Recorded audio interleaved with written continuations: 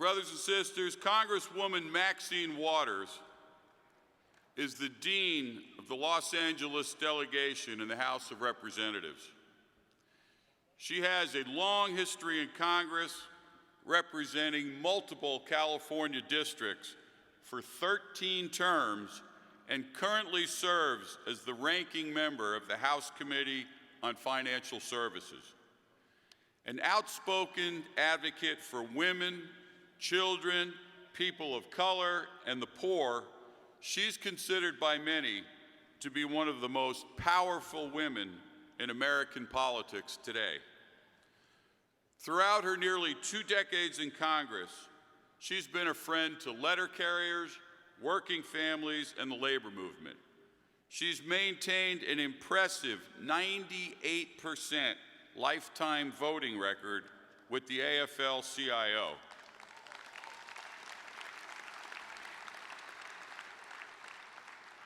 When the Postal Service announced its plan to close more than 10% of its 36,000 post offices back in 2011, she blasted former Postmaster General Donahoe, whose plans would have eliminated nearly 4,000 jobs. In 2012, the Congresswoman introduced the Protecting Post Offices Act, legislation that would have eliminated the retiree health pre-funding mandate. She saved some 28,000 jobs and continued providing services through the Americans throughout the country. And each year, we know that we can count on Congresswoman Waters to support the budget resolutions and maintain 6-day and door delivery, as well as our service standards. I'm proud to bring to the stage someone whose work over the last 26 years has helped improve the lives of letter carriers and working families across the country. Brothers and sisters, please welcome Democratic Congresswoman Maxine Waters.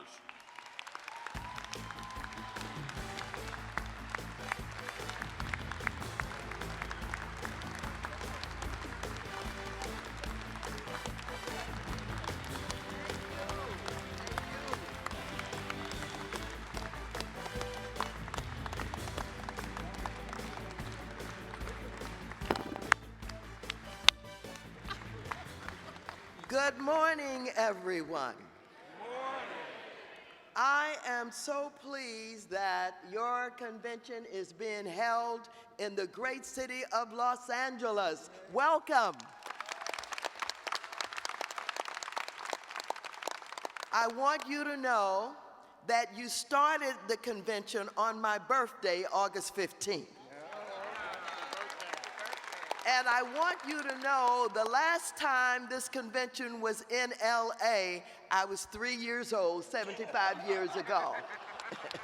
So welcome back again. I am so pleased to be here with all of you. This is your 7th Biennial National Association of Letter Carriers Convention, and I would especially like to thank your president, Fred Rolando, for introducing me and for all of his hard work and leadership. Give him another round of applause. We have accomplished a lot together on behalf of the nation's postal workers, but I want you to know one of my dearest friends in life is Larry Brown. Larry Brown, the president of NALC Angel City Branch 24. You know, this man is active, he's got a lot of energy, and we know him as a real hellraiser here in Los Angeles. Give him a big round of applause. Larry and I have worked together for a very long time, along with other friends like John Beaumont, to make sure the voices of letter carriers across the state of California are heard throughout the halls of Congress, and it has been a real pleasure working with you to achieve this goal. So go ahead and give John Beaumont a big round of applause. But I want you to know that all of the officers for the national and for the local really deserve to be recognized and appreciated. It's not easy to be in leadership. Everybody wants you to do what they want you to do, but they don't recognize their own faults. And so these are sacrifices that these leaders are making. Come on, let's hear it for the national board and for the local. So, ladies and gentlemen, as President Obama's administration draws to a close, we continue to navigate serious economic and cultural challenges while also facing an uncooperative and short-sighted Republican-led Congress, one that has the potential to harm not only the good work of postal workers everywhere, but also the already struggling American middle class, a middle class that the Postal Service had an important hand in building. For these reasons, we must continue to stick together, to organize and endure and ensure that leaders who share your concerns are the ones making decisions. Although it is no secret that the Postal Service is dealing with rather small budgets due to financial constraints, I am seriously concerned about any cost-cutting proposal that would eliminate Saturday mail delivery.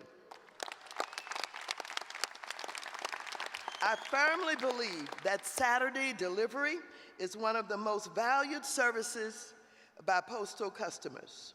Eliminating its availability would have serious consequences for both postal employees and customers alike. That is why each year I continue to lead a letter to our appropriators to include language in our budget that ensures that Saturday mail delivery will remain in existence. In addition to the continued fight for 6-day mail delivery, I'm committed to support the Postal Service in any effort to foster more work for its workers and find more practical ways to reduce spending other than decreasing mail delivery. Decreasing mail delivery is not an acceptable option. We must find more work, and we must not cut the budget. For example, similar to eliminating 6-day mail delivery, consolidating or closing postal offices will only lead to layoffs and would severely impact our communities. This is particularly concerning to me in low-income and minority neighborhoods that already receive insufficient government services and poor accessibility to public transit. Instead, Congress should be focusing on solutions such as Medicare integration for postal retiree health plans, or postal rate increases, and allowing the Postal Service more product flexibility, such as deliveries of whatever, including alcohol, all of which would help address budget concerns while enabling job retention or even job growth. Let's be creative. Let's be creative. Let's get our constituents advocating for the use of postal services in creative ways. Unfortunately, there are some who would like to believe that postal workers and teachers and firefighters and police officers and other government employees are drained on the federal budget, that hardworking citizens such as yourselves can be reduced or replaced in the name of fiscal responsibility. These same people who think like that willingly ignore any opportunity to close tax loopholes and to ensure the wealthy pay their fair share of taxes. What they don't seem to understand or care about is that we cannot afford to lose any more jobs in this economy. No more job loss. Closing down postal offices and shutting down Saturday services are two actions that guarantee the loss of more than 80,000 jobs at least. Those losses would be a burden on people who are already dealing with home foreclosures, exorbitant health care costs, insurmountable student debt. These people are not the 1%. It is our vulnerable populations that continue to bear the brunt of the economic recession, which is exactly why the jobs of letter carriers and all postal workers are so very important. With the elections ahead of us, let us not forget one of our core values, equality. We all value a society in which all people are treated with dignity, fairness, and are able to embrace every opportunity, but especially economic and financial success. That is why I will continue to fight today and every day that I serve on behalf of all of the families that are represented here today.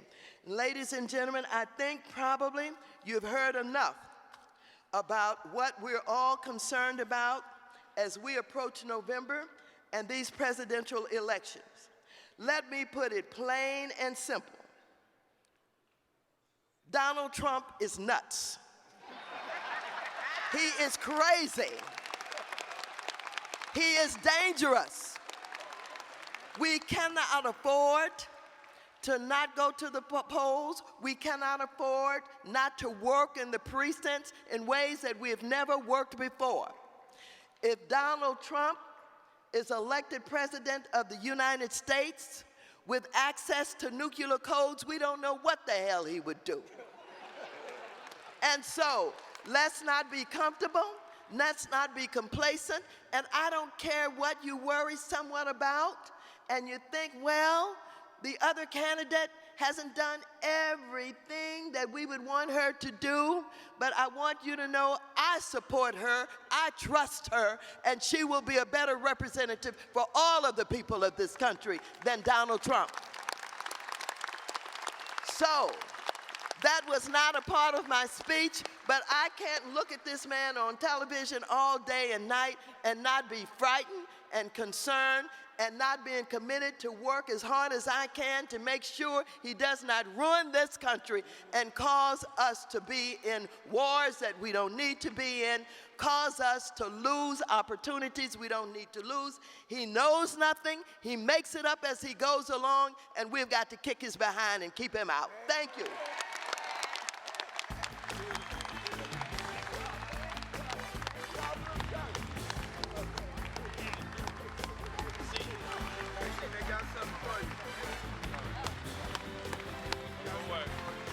Oh, is that right?